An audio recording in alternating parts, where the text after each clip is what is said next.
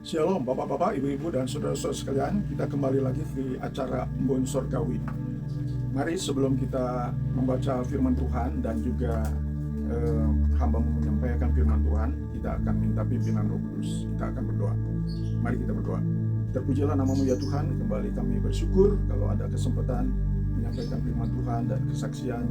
Biarlah Tuhan memberkati hambamu dan memberkati semua bapak-bapak, ibu-ibu, dan saudara-saudara sekalian yang sempat diberikan anugerah untuk mendengar firman ini.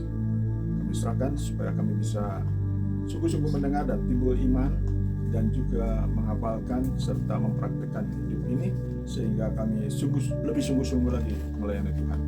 Terpuji namamu, dalam nama Yesus kami berdoa, amin. Diambil dari Matius 20 ayat yang ke-28. Sama seperti anak manusia datang bukan untuk dilayani, melainkan untuk melayani dan untuk memberikan nyawanya menjadi tebusan bagi banyak orang. Jadi judulnya adalah melayani. Melayani perlu dengan senang hati, rela hati, bahkan berani untuk berkorban seperti Yesus. Ia melayani dan memberikan nyawanya menjadi tebusan bagi banyak orang. Kita pun demikian, perlu berkorban untuk banyak orang, terutama memikirkan tentang keselamatan mereka. Jadi marilah kita melayani seperti Yesus, karena tiap-tiap orang yang percaya kita wajib melayani seperti Yesus. Bersyukur saya ada kesempatan sebetulnya meniru contoh dari pendeta dan almarhum pendeta Daniel Marantika dalam berkunjung berkeliling.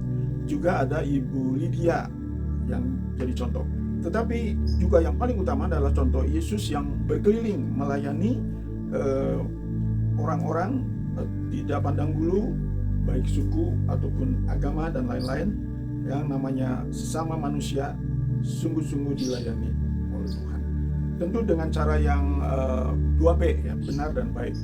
Kita tahu bahwa tidak ada orang benar ataupun baik, tetapi kita bersyukur ada firman Tuhan, ada Yesus yang sudah turun ke dalam dunia ini, sehingga dalam 2 Korintus 5 ayat 21 bahwa Dia yang tidak mengenal dosa dijadikan dosa bagi kita, supaya kita dibenarkan oleh Allah di dalam Kristus Yesus. Sehingga kita menjadi orang yang benar karena dibenarkan oleh Allah, baru kita bisa mampu melayani sesama manusia, melayani Tuhan dan melayani sesama manusia. Dalam Kolose 3:23 bahwa berbuatlah kepada sesama seperti kepada Tuhan. Nah, jadi kita perlu mengasihi Tuhan dengan sepenuh hati kita, segenap jiwa dan kekuatan dan akal budi, dan sesama kita seperti diri sendiri. Mari kita terus melayani dan juga dengan lebih sungguh-sungguh melayani.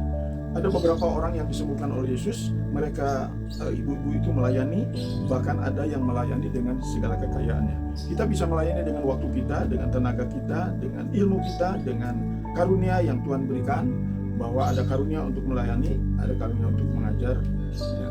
Dan juga tentu kita lebih kepada tekanan untuk menggunakan waktu kita untuk melayani, karena melayani juga tentu perlu kerendahan hati sebagai hamba, karena dalam pelayanan berkeliling berkunjung itu menghadapi sesama manusia, tentu ada yang karakternya agak keras, tetapi kita jangan sampai terpengaruh, karena musuh kita bukan orang, yaitu iblis. Jadi kita tetap mengasihi mereka, karena mereka bukan musuh, maka kita perlu kasihi, kita perlu doakan, kita perlu sabar menghadapinya, dan terus tetap melayani. Karena ada beberapa teman yang mungkin karena tidak sabar, kalau yang dikunjunginya berbuat kasar dan lain-lain, ia mengundurkan diri. Dan kadang-kadang mungkin motivasinya ya karena pamrih. Kita motivasinya yaitu karena Tuhan sudah lebih awal melayani kita, jadi kita juga harus melayani sesama kita, dan juga harus begitu rela, karena melayani itu dapat kedudukan yang baik juga. Dalam 1 Timotius 3 ayat 13, Rasul Paulus menasihati Timotius sebagai hamba yang muda. Juga bukan dengan kekuatan kita, tapi Petrus mengatakan 1 Petrus 4 ayat 11, yaitu dengan kekuatan anugerah Tuhan. Kita perlu melayani, sehingga dalam pelayanan ini kita tidak bosan, kita tidak jemu. Apalagi kita bersyukur dalam pelayanan kita itu ada orang yang percaya, ada orang yang dikuatkan, dan juga ada orang yang disembuhkan karena ia sedang sakit.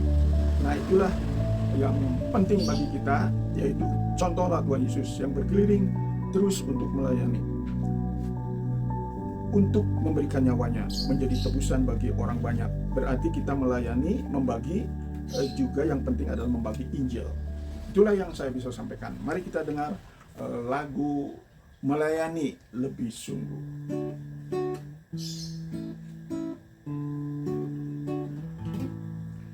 Melayani, melayani lebih sungguh.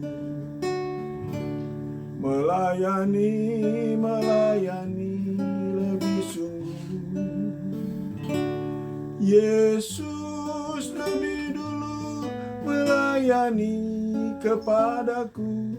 Melayani, melayani lebih sungguh.